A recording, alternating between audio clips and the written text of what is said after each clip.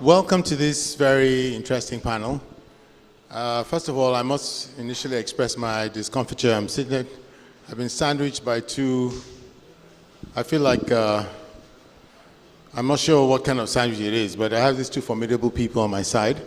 One is an insider, outsider in the beer brewing industry, and the other is the author who's just written this phenomenal book about Heineken in Africa. Although our focus will be primarily Nigeria, it bears notice that we should also talk about it within the context of what I describe as the predations of big business on the continent. So without much ado, I'd like to reintroduce Oliver and Keith. Welcome. Thank you. Okay, so let me start with you, Oliver, about this incredible book you've written. 13 countries, over 400 interviews, and 6 years in the making. It's really what I describe as a really surreal and bibulous adventure running through the continent, fueled by greed and colonialism, trampling over individual rights, all in the singular purpose of wanting to sell beer. So each time thereafter, as is the case with me now, I look at a glass of beer, it's never quite the same to me anymore. Because beyond the classic ingredients of wheat, barley, hops, is a whole really netherworld that makes it possible for you to have your cold Heineken, or in your own instance, Guinness. So, Oliver, out of all the countries you visited, which of the stories stood out for you? Obviously Nigeria, of course. But I think, for me personally, it was Rwanda. So give us a sense of this adventure that you took. Yes, thank you very much. I would also first like to thank Lola and the organization of the Ake Festival. It's really great being here. I'm really impressed by everything I see. I learn a lot. So thank you very much. It was quite a journey through all those African countries, and I kind of stumbled from one big surprise into the other. And you're very right to say that Rwanda was one of the most impressive and most tragic stories I came across on this continent. Yeah, we really dive into the subject straight on. So what happened in Rwanda was that Heineken actually, I discovered while I was talking to people, I first came to Rwanda to see about a beer fight. There was a beer war going on. There was a Belgian company coming in, fighting against the Dutch company. So that was the first story I wanted to do in Rwanda. But the more and more I talked to people, also former people, I actually realized that Heineken played an important role. I actually argue that it could be possible that Heineken got complicit in the genocide in Rwanda, and that's quite something to say. I am aware of that. Let me explain you a little bit what happened. In the beginning of the 90s, there was a civil war going on in Rwanda, and this was the best time ever for Heineken. Sometimes war can be really bad for beer business, but sometimes it's really good. People are desperate, they don't save money anymore, so they spend all their money on beer. And this is what happened in Rwanda. Heineken was actually launching new brands as well during the civil war. And then the civil war, ended in the genocides. The estimated death toll, 800,000, mostly Tutsi people. Number of perpetrators estimated at 200,000. And Heineken was really quickly aware of the gravity of the matter. So instead of, they knew that soldiers were getting beers, they were getting a ransom of daily beers, and Heineken was the only brewer back in those days. Heineken was also in a joint venture with government, so this is the regime that planned and committed the genocide. Heineken decided to continue to brew, even though it was also aware that the beer was really important to motivate and to reward the killers after a day of killing. There's a very good book on that by the French journalist Jean Hatzfeldt, The Season of the Machetes. And there you see how important Primus is the local Heineken brand. It's a bit like Star here in Nigeria. Star is also Heineken. So it's really clear how important this Primus beer was during the genocide. And I spoke to a high-level manager as well. Heineken wanted me to speak to him in Amsterdam.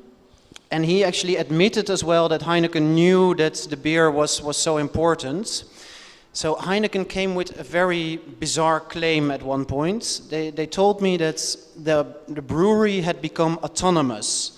So they were not in control of the brewery anymore. It was their own brewery, it was their beer, it were their people, but they told me that the people, some of the workers had radicalized and they had lost control.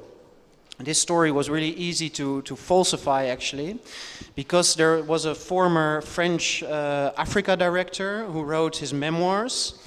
And in his memoirs, he says that there was daily contact between the technicians at the brewery and the expats who had moved to Goma, which is very close to the brewery. Goma is in Congo. The brewery is in a city near the border in Rwanda, so they're only about 10 kilometers from each other. And there was daily contact between them. So Heineken knew exactly what was happening. Heineken was still in control. And I think that the reason they came up with this new story is that they're worried that it could still have consequences to them. So yeah, that's one of the most impressive stories I came across. Yeah, we should get to in a moment. Which other country struck you as bizarre? Some of the tales that are embedded in these narratives are just surreal. It's like you're writing a novel about bear gone mad somewhere, and they're just various inflections, but the definite undercurrent was one that is so familiar to us, and that is the undercurrent of racism and colonialism. And that seems to be the leitmotif that runs across all those countries. Do you agree with that position? Yeah, well, I think that the scale of my research also shows that many things are recurrent in different countries. So Heineken tries to say, we're a big company, we have 80,000 people, there will always be excesses. But I saw this racism in many different countries. Many of my findings are actually structural. It's not just one thing happening at one time. These are no incidents. And to give you an example of that, which is very close to quite a few of the panels and quite a few of the things we've been discussing here, it's the case of the promotion women. It's one of the big scandals I uncovered in my book. So Heineken and other beer companies do this as well. Keith will tell us about Guinness, what's happening. But Heineken, across the continent, they hire a big number of promotion women. And these women are they have to accept sexual harassment as part of the job, basically. They go into bars, they go into clubs, very masculine environments, loud music. They have to stand close to the customers. And it's very common that customers misbehave, that they touch them against their will at inappropriate places. So you have all this going on. And Heineken has been aware of this for almost 20 years now. It's been a scandal in Cambodia at the beginning of this century. But they haven't done anything to improve the circumstances. And I thought it was what's very revealing as well. At one point, I even uncovered that the CEO of Heineken, the global CEO in Amsterdam, he had a relationship with one of those promotion women himself when he was an expat in Congo. And one other very bizarre moment in my investigation was last year at the annual shareholder meeting of Heineken in Amsterdam. They organized it in a nice theater. He actually admitted to having this relationship. He called it, so he was at the very top of the brewery.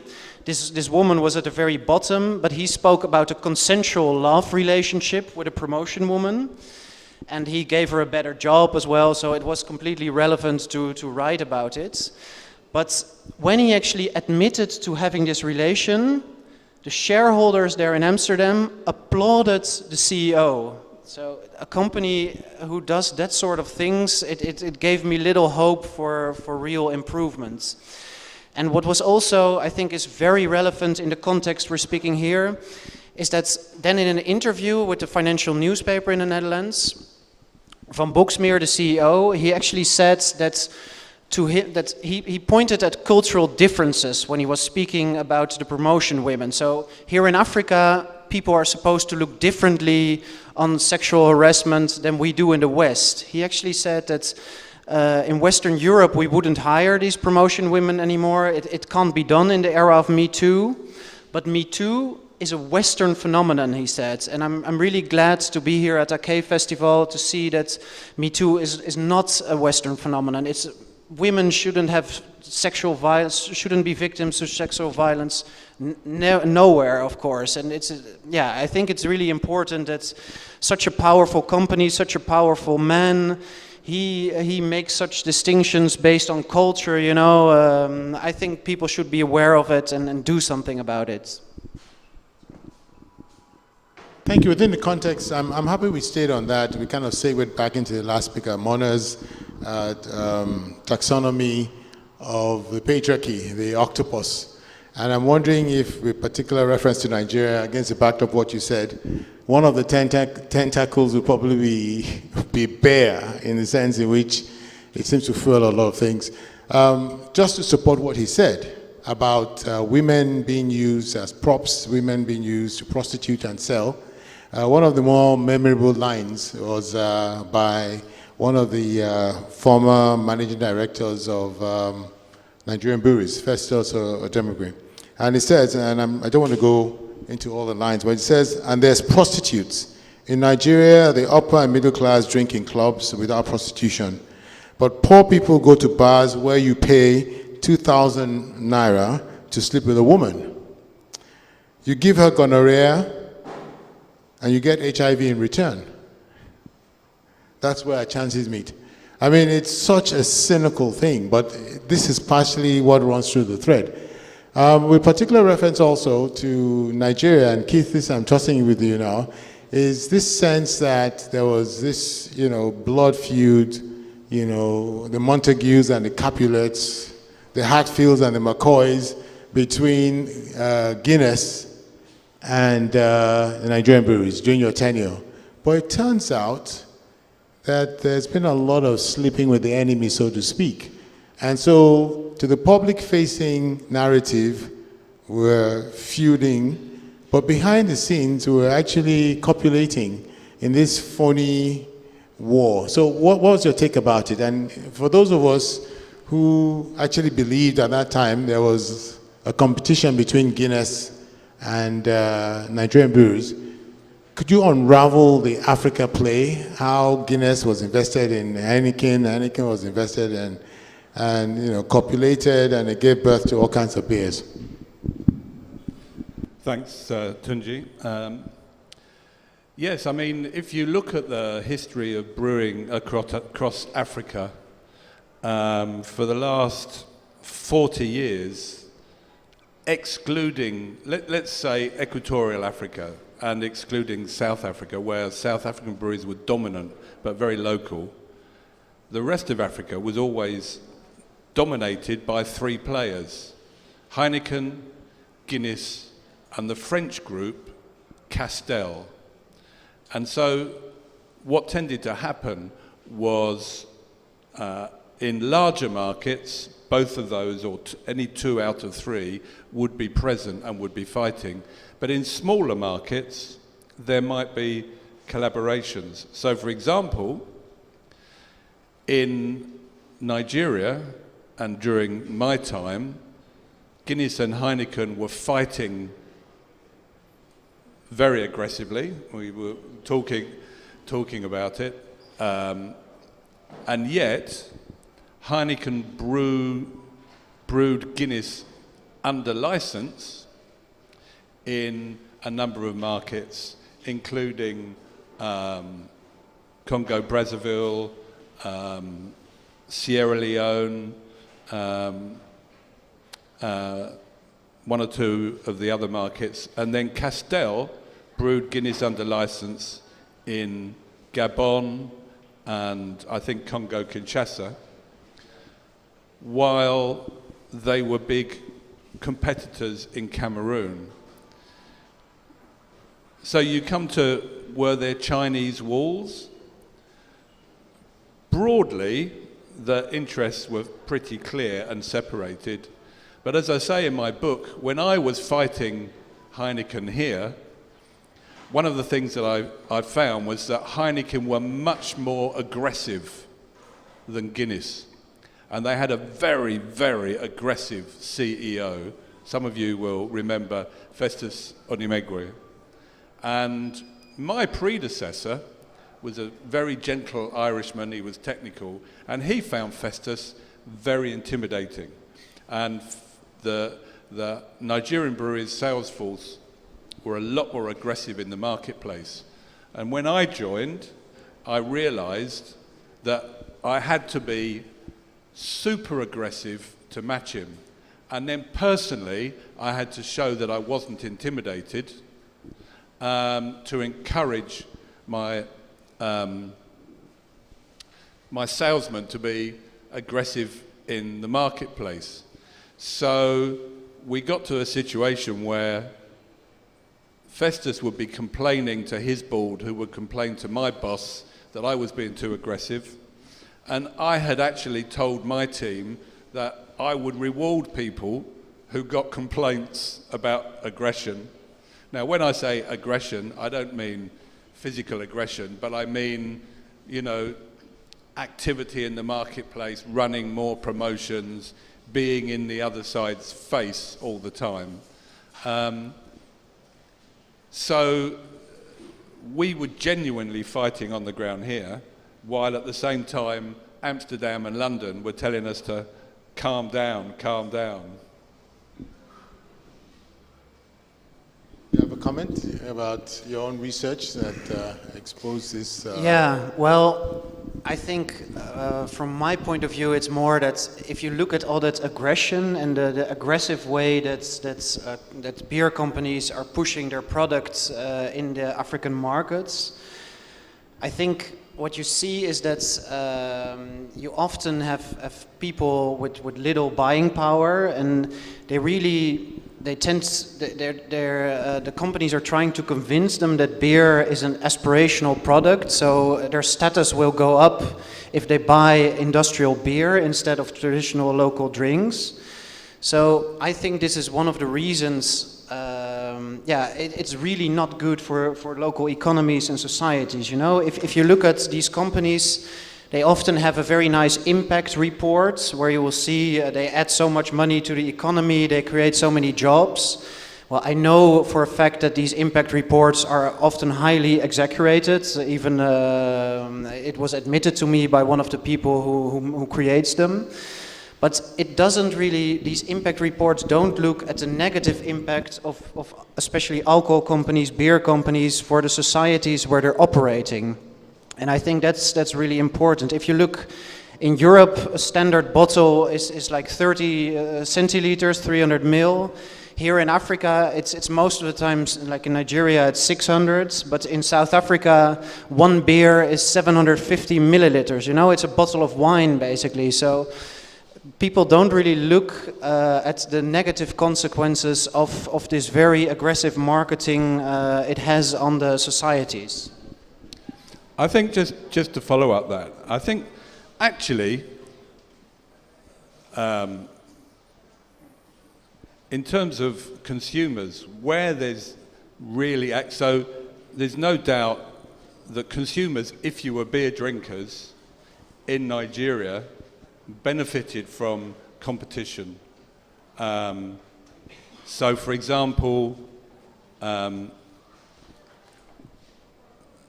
we were always very, very careful on pricing. It was a dance who would put their prices up, so that competition definitely kept pricing down.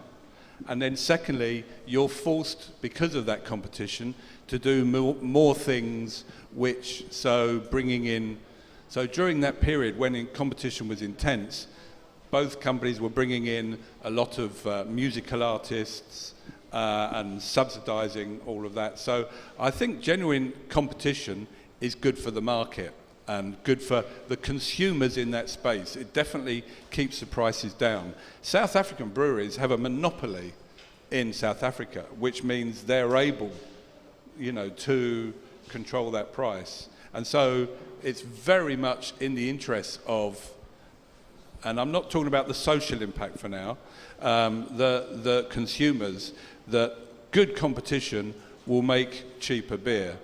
And when I looked at so of course South African breweries in the last 10 years have now moved out of South Africa. They've had their links with Anheuser-Busch and InBev, and clearly they wanted to come into Nigeria. Now, interestingly, you would have thought that Heineken and Guinness could have worked together. They had a mutual interest to keep South African breweries out. But because there is that amount of animosity in Nigeria, unlike other markets, and now to stop South Africa brewery coming in, Guinness and Heineken worked together in Ghana, but in Nigeria they couldn't, and that created the vacuum that meant South African breweries were able to come in, and they're currently destroying both Guinness and Nigerian breweries' market and value share because they're coming in. Had there'd been genuine collusion, either in Amsterdam and London or locally, they would have been able to create a barrier and stop them coming in. Now, I think then you touched on the social issues, and I think, that's very important. The social impact of drink is a subject all on its own, and behaviour towards women is part of it. I was pretty shocked when I read some of the stories.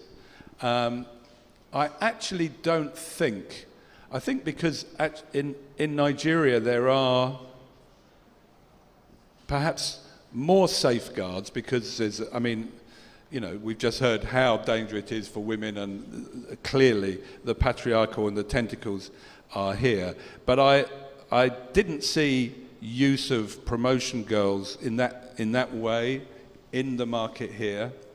And then one of the things that I tried to do in Guinness was to employ more female sales women. Now, in Guinness, in my time, I brought salesmen up to the bottom level of managerial status. So it was a good job, and I found that the more women we had in, they were definitely had higher standards of integrity. I thought they were more diligent. I thought they kept some of the worst excesses of, the male sales force at bay. They wore the same uniform as the male salesmen. They wore black trousers and white shirts and a tie, or black trousers and t-shirts. So they weren't in, there was no suggestion that they were selling based on sexuality. And we found that it was a very, very popular job for single women now, or single mothers. I mean, remembering that in this society, usually they would have a mother who could look after their children, but they were able to go out and actually earn what in the standards here was a good salary, and often they had access to use their sales vehicles to get to and from work. So that was very positive. But having said that, I was aware that, and it became later, I had a conversation with Festus. And Festus said to me, how do you manage your visiting directors when they come in? And I said, well, I keep them busy. We go into bars and, all around and see what the market's like. And he told me that basically he bussed in girls from Unilag, and they all drank together in the same bar, and in his terms, it distracted his Dutch directors, which was clearly a suggestion of, impropriety and distraction in that sexual sense. And I was pretty appalled by that. On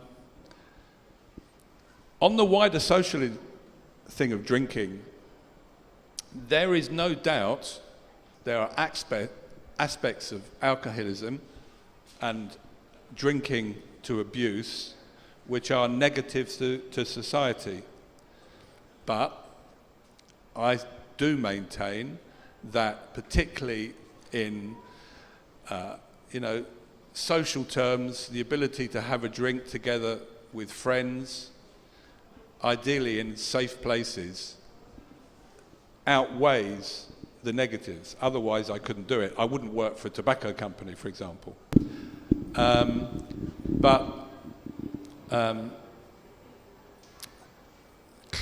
One of the things, and I said this to Olivier when we met, I think it's potentially condescending to suggest, because in Africa there's a lot more poverty, that there should not be beer and there shouldn't be brewing, whereas in the US and the UK it's okay to drink because there's less poverty, is a Eurocentric view.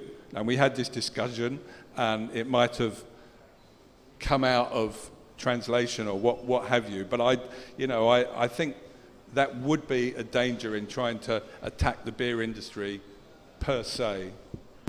Well, thanks. Sorry, very quickly, because I also told you that I never say that there shouldn't be beer in Africa or there shouldn't be beer brewed in Africa. I just think about the consequences of what the beer is doing to societies. And there's a difference between beer being put in African societies, where people are less educated on average, where it's easier to influence people to make them think that beer is the best they can do with their savings. There is a difference between that and I think in Europe, where people have access to more information. So if you call that Eurocentric, be it, but I think that's relevant. So you now know why I feel uneasy sandwiched between these two Eurocentric points of view. Having said that, I just want to make a point of what Keith's strenuous defense of beer and how it translates into certain aspects of the book and part of the underhanded campaigning of Nigerian breweries. I think it was in 2014, according to your report, that they actually had a conference centered around the health benefits of beer. And they had people come and provide learned papers saying beer was good for you. And it was so cynical. And they all also went on to train journalists in what they call, I think, the media, MBA, Media Brewery Academy.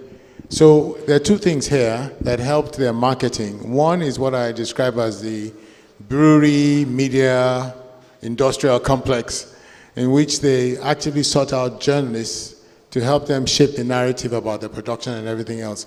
In your own experience, specifically to Nigeria, how did that play out? What did you discover that is not in the public notice? In terms of, sorry?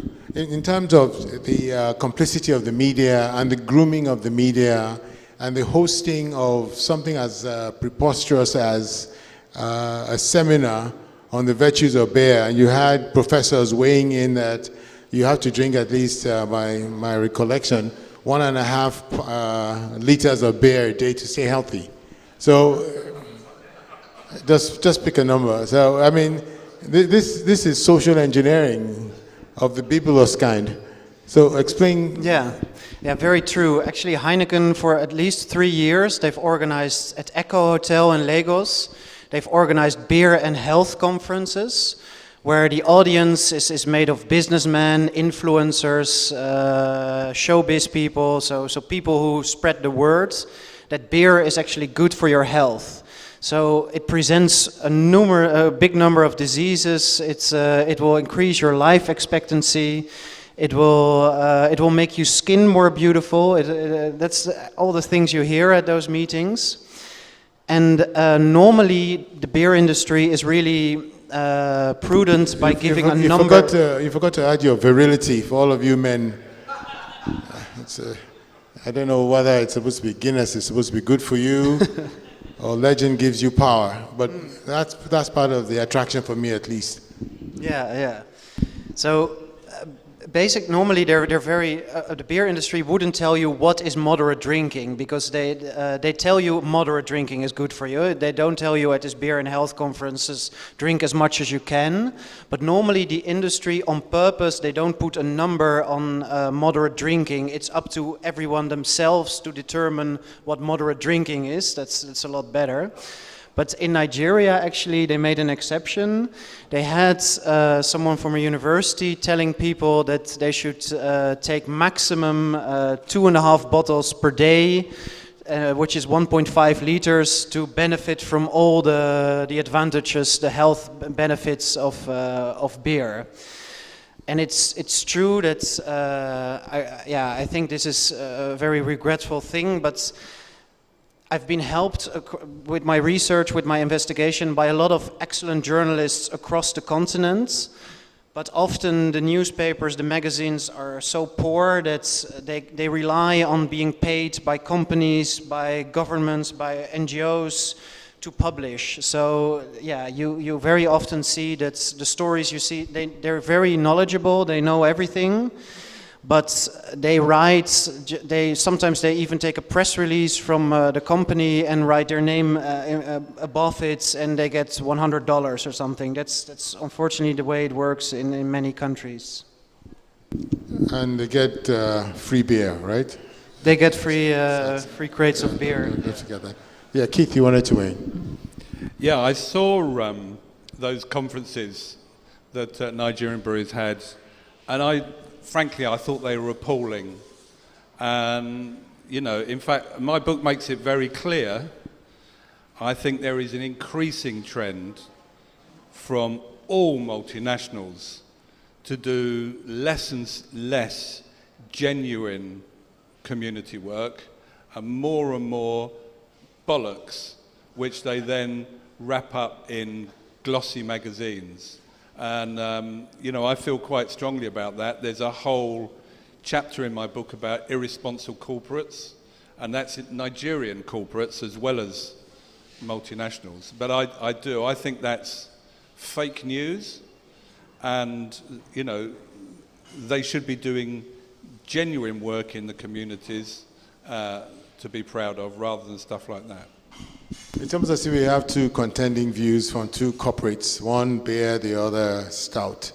But, these battles are not really moral battles per se. It's really at the heart of it, the battle for market share, and which morality, professional, corporate ethics takes a backseat. And it's interesting that in the chapter on Nigeria, which is the primary theme of our own engagement here, starts out with a story not too long ago about corruption. I just thought it was just, being Dutch, you don't play, you just go straight into the heart of the matter. The opening chapters of the opening paragraphs of the book, of the part that deals with Nigeria, deals with a case of corruption that I think has seen the courts or perhaps has been resolved. Three of the most fascinating people I came across within the context of the chapter on Nigeria was Nico Valverde, who was the CEO of the breweries. His mysterious wife, Clementine Valverde, how do I pronounce her name? Murekatete, who was a Rwandan, but also known as Madam. And totally embroiled in this corruption thing. The third person, and I'm hoping that Keith will weigh in at some point, is Keith. It's not Keith, sorry, Festus Ademegwe. So what is this story about? I don't know, the beer salon madam? I don't know. Madam seems to be at the center of this controversy. What was it about? Yeah, the Vervelde case. It's about a Dutch MD CEO. It's interesting that European companies, Western companies often say we adapt to corruption in those African countries. We can't do otherwise, it's the only way to do business. I've always been a bit skeptical about that. But here you see very clearly that this was a Dutch MD-CEO, and he was like really involved in a big corruption case. So what happened was that basically, it's interesting, the Southern Sun, where we're all lodged, played quite an important role in the book as well. That's how I first came to know it. What happened there is that if you wanted to have a contract with Nigerian breweries, with Heineken Nigeria, many people had to pass by the wife of the CEO, and she wanted to commission, as you say. So this came out, and it was a story in the Nigerian press at one point. Well, there was something going on, it wasn't really reported what. And I decided to go after this case together with a fellow Dutch journalist who lives here as well, Femke van Zyl, she's called. And together we really wanted to know what was happening with this case. So we found out that actually at one point the police was a very serious police unit that was also the unit that's after Boko Haram was set on the case. And not only Clementine was accused, but if it had come to a court case, the Dutch CEO could have ended up in a Nigerian prison for 7 years. But of course, a company like Heineken won't let its Dutch CEO end up in a Nigerian prison. So in the end, they decided to pay off the plaintiff for a couple of $1 million. And that was the end of the case. And the guy didn't even lose his job. He was actually then transferred to Singapore. He's not far from his retirement. So to have a few nice last years. So this is how Dutch companies, well, at least Heineken, deals with a big corruption case. I'm relieved to know that it's not only in Nigeria that we are blindsided by moral hazards in doing business, and the fact that you actually get rewarded for corruption. So I'm happy the Dutch have the same moral and ethical standards over here. The other thing that I want us to talk about, and I said there's one other character. I'd like to go back to you to talk about Festus, but I think to get a sense of the beer wars, the phony beer wars between Guinness and Nigerian breweries, with the two combatants, the gladiatorial combatants being Keith and Festus. I want to talk to, although unfortunately Festus is not here, thank God, for Keith to give us his own perspective on what was really going on. Well, I'll just on touching on the Vervelde case, I just want to read you a couple of lines. So my book was launched this week, and Professor Wole Soyinka was very, very generous enough to do the review. And this is what he says. The designation of corruption as uniquely Nigerian, or indeed an African phenomena, has always been a demonstrable distortion. But Keith Richards contributes to that debunking by taking us through its refined operations in corporate culture. Here is our author's commentary on that basic prejudicial categorization. And then Prof quoted from my book, and I say, a corrupt expatriate can make collusion and manipulation even easier and identification even trickier. There is still a general assumption that expatriates are more honest, a major misconception, as my John Holt experience illustrates. One of the tenets in my book is there are very many corrupt expatriates in business anywhere, obviously, but in Nigeria, and they probably have more opportunities, and probably, it took so long, and it took a major incident for this to come out, and I think it's appalling that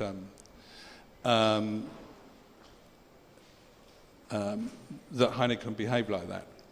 But that sort of brings me on to Festus. Festus Odimegwe, some of you will remember, was Nigerian Breweries CEO for, must have been 12 years. Now, Festus was an outstanding manager early on. He was a hero in many ways to the people in his organisation. He grew their bottom line, made a lot of money for Heineken, but also for local shareholders. They paid out good dividends, but they put a lot of their money in the new brewery in Amma. And he was very bright, but he was extremely aggressive. And so we used to fight, so much so that I think at least one newspaper put a picture of both of us in boxing gloves fighting each other. And in the gossip columns, there would often be comparisons of our behaviour. And we were also very passionate about our brands, but we used to fight quite in the media. But of course, then Festus got caught up in politics, and the last thing you want is your CEO caught up in politics. He became a major proponent of Obasanjo's third term, and so he was often seen supporting OBJ and his policies, and became a member of his circle. So that became dangerous because he used that to try and make life difficult for Guinness. He even was responsible for persuading, just before Guinness was going to launch a new bottle, and we required 130 million new bottles to seed into the market, suddenly there was a decree banning the importation of glass because Festus had persuaded his big ogre to do that decree. And it was, we had already booked the entire Nigerian glass industry's capacity for a year, so it was clearly we were trying to do as much as we could locally, but we needed some imported.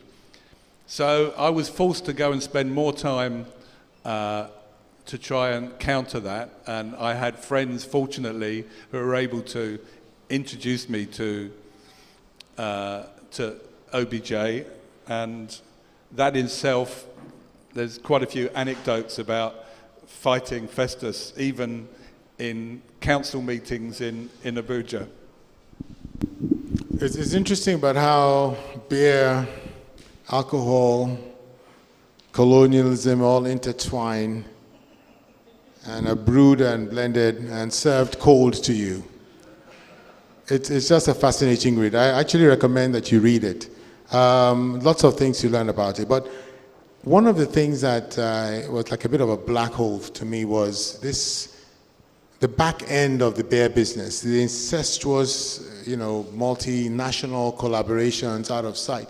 And so when my dear friend Keith was talking about the gladiatorial aspects of between him and Festus and the newspaper article with them in boxing gloves, I think it was more wrestling, professional wrestling than actually boxing, because after that bout, they go into the locker room and he drinks a Heineken and Festus drinks a Guinness and says, that was a good fight, I'll open the next one. That's just me. But you would never, ever, ever find me drinking a Heineken. And to be fair to Festus, he would never, ever, except for one famous example which I put in the book, he would never drink a Guinness. So if there... No, please share that anecdote about your family.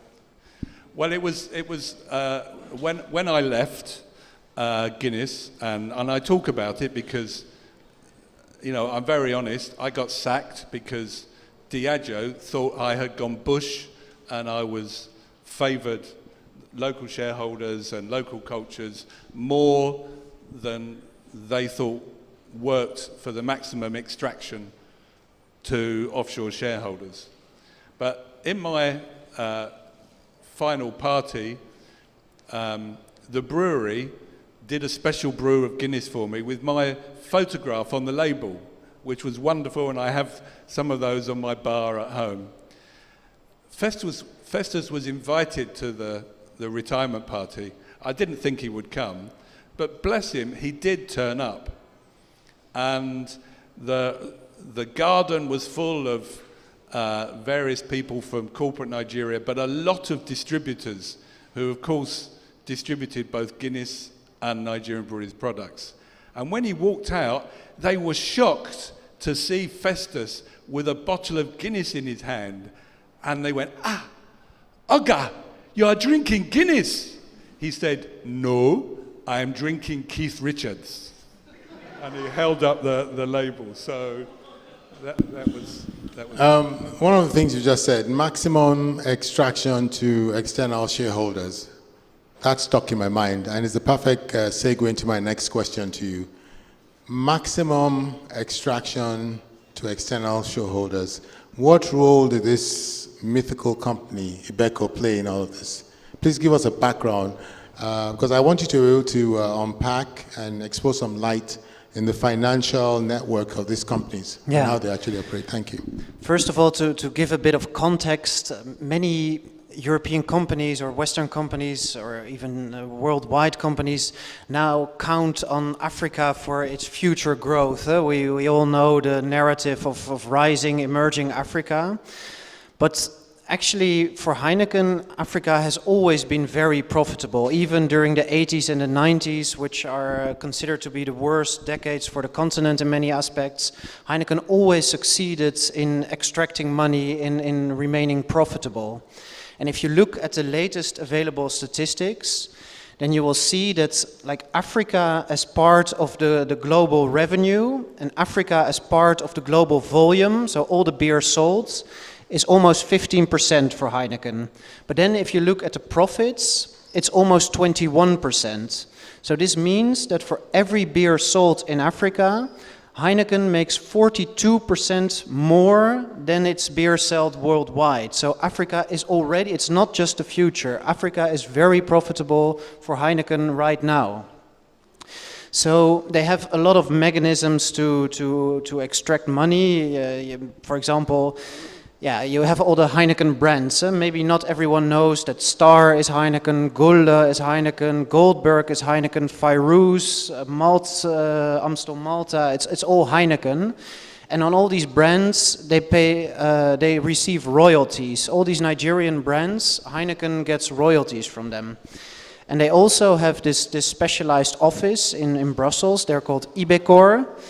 And Ibecor is a specialist in buying products at a very low price and then selling them at a much higher price to the local breweries. This mechanism is called transfer pricing. So this is an important way of shipping, of getting more money out of the country. So this reduces the taxes they have to pay locally. So this is also a mechanism to make Africa even more profitable. I'm not quite clear. I don't know. We'll probably have a question and answer session. So, who owns Ibeco? What does it? Is it an independent company? Is it owned by a consortium of beverage companies? What exactly is Ibeco? It's actually it's a 100% Heineken company. It's a subsidiary based in Belgium. And Belgium, I'm not sure if that has something to do with it, but Belgium has very good tax laws, so it's probably no coincidence, but I'm not sure of that. So what happens is, because they buy, for example, barley, which is used to brew the beer in very large quantities, they get it at a very low price. And then they sell it at a much higher price to their own companies in Africa. And their own companies are not always 100% Heineken. So this is, for example, in Nigeria, more than 40% is in the hands of local shareholders. So this way, the local Heineken company is less profitable. It's a disadvantage to the local shareholders. It's also a disadvantage to the local fiscal authorities, because the amount that they pay the taxes on is, in the end, is lower than it would have been otherwise. All right, thank you. I'd like to open it up for quick questions. One. Anybody else? There'll be free beer for a question. Free beers, and you see, 2 people. 1, 2. Thank you for a very interesting discussion. My name is Ola Shoyinka, and I have had the pleasure of being at the very first beer and health conference. So I wanted to just throw a challenge to you, because quite rightly you were very skeptical about that as a marketing tactic, which it clearly is. At the time I was Commissioner for Health in Ogun State, and I was invited as a speaker. And I thought long and hard about the free beer I might be passing up if I didn't accept to go. And I did eventually accept, and I want to give you my logic, because actually I disagree with being cynical about that. You can be cynical as a marketing move, but I think I actually came down on the side of approval. And the reason is very simple. I also belong to a golf club. Marketing activities in that golf club are very subtle and insidious, and they are one way. They sponsor events, they give us tables, they give us promotional events during our golf tournaments and what have you. That doesn't come with the other side of the story about drink responsibly. At the beer and health festival, I was, and another of other participants were at least able to bring the other side, and you mentioned the business of having a figure. We emphasized the figure of drinking moderately, and we sold the J-curve discussion, which I'm sure you're aware of. For those who don't know, the J-curve is a graph about health effects and longevity of drinking beer and alcohol. And the idea is that if you drink a little bit, you actually increase the health benefits, and then very suddenly the graph starts going up, and all the side effects get worse. So you can sell the story that actually moderate drinking is even good for your health. I think that recently just finally got dispelled. So my challenge to you is that at least with a beer and health conference, you can sell both sides of the story. If we leave it to the conventional marketing methods, it's only one side of the story being told, and that was my logic. We take a second question so we can round up. There's a gentleman there that had his hands up. Doc, no free beer for you. No free beer for you.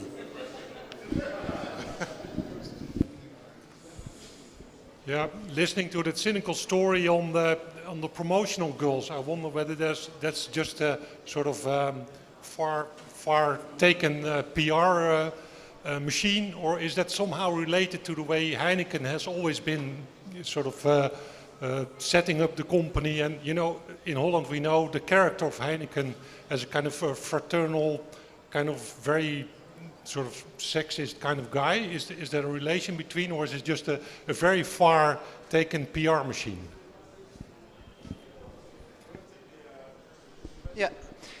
Well, as for the beer and health conference, as you rightly said, this J curve, you explained it. That's some people in some scholars think that there's evidence that if you drink a little, that your life expectancy can increase. It has been debunked now, and it's most of the scholars that have found evidence of positive effects of alcohol, they're always paid by the alcohol industry somehow. So I think that's something to be taken into account, and I can understand that you wanted to give a counter story on the, but I think in general this, what I read from the press as well, unfortunately I haven't been to one, but it's really a marketing story. It's basically meant also because a lot of the competition of Heineken is not only against Guinness, not only against South African breweries, but it's mainly with the traditional drinks. And what the industry says is that traditional drinks are bad for you, you know. And I know that there are some very dangerous traditional drinks out there. I have the example in Kenya. There's a drink called changa, and it translates as "kill me quick." And actually, a lot of people die from it, or they get blind every year. So there definitely are dangerous drinks out there. But most of the local drinks are low alcohol, are sorghum-based drinks, are drinks based on cassave, on local ingredients. They generally have like 3-4% alcohol. They're a lot more nutritious than the industrial beer. But the industry really wants to make a difference. Like, we have stable quality, take our beer and you won't risk any bad effects on your health. So I think that is one of the main purposes of the Beer and Health Conference as well. And sorry, what was the other? The culture of Heineken. Yeah. I have to say, like, my book is really also, it's a case study. Yeah? It's when I first met the CEO of Heineken, he warned me, or I don't know, maybe it was a compliment, but he told me, don't go on a crusade against Heineken, you are too young for that. So I think that's if you, I'm not a crusader. I think if you dig deep into other companies, maybe even into Guinness, if you do 5 years of research, you'll find a lot of things that are not known now. And so it's the purpose of my book is to show, it's called A Multinational Unleashed. It's to show what a multinational company can do when there are no real checks and balances. You know, unfortunately there's often not a critical press. There are no NGOs who are watchdogs. There is legislation most of the times, but there's no enforcement. So Heineken can really do what it wants in many African countries. So that's to show what a multinational is really up to in a sense. And that said, I think it's also it's quite reflective of a culture that's within Heineken. I've heard many examples of, for example, this same Van Boxmeer, when he was an expat in Congo, he had an HR manager, HR director. Everyone knew that he was raping, well, he was sexually abusing women, and he did nothing about it. He just let it go. And there's a lot of impunity. Beer is a bit of an old boys network. I think that's changing even within Heineken. And you said as well that you were trying to get as many women as possible and at higher ranks as well. But yeah, with Heineken for a very long time, it was this kind of old boys network, a bit of a fraternity where many things get passed without any punishment. We're almost out of time. Richard, I'm going to have you have the last words in response to the question, and perhaps any last comment you have, because I think Guinness is also a multinational, right? Is it not susceptible to exactly the same kind of challenges that Heineken has, or Guinness is stellar? It's, I don't know, is it the black thing? I don't know. Black as in Guinness. Yeah. As I say, I sort of left. I mean, I've been a member of the corporate world, but I mean, I think things are changing. There is definitely more and more pressure, and what I see from corporates, increasingly, there's a short-term view, there's more pressure to extract, to satisfy ever-increasing greedy shareholders in the US and in Europe. And that's putting more pressure on local managers to take short-term decisions and to extract costs, reduce costs. There's also an increasing pressure to homogenize. So instead of having, say, a locally produced advert in Nigeria and one in Ghana and one in Cameroon, they produce generic ones which are bland. They're probably not produced in local market, and I see that as a dangerous trend. And to the extent that this is an erosion of respect for local shareholders, respect for the local cultures, I see this as a kind of new form of pseudo-corporate colonialism that I've seen change from when I joined corporates and came out here in the 80s to what happens now. And I think that's a rather negative way that I'd finish with. On that solemn note, depressing enough as it is, I think it's a cue for us to go find a drink somewhere and drown our sorrows. I'd like to thank Olivier van Beeman and Keith Richard. My name is Tunji Lardner. Thank you. Thank you.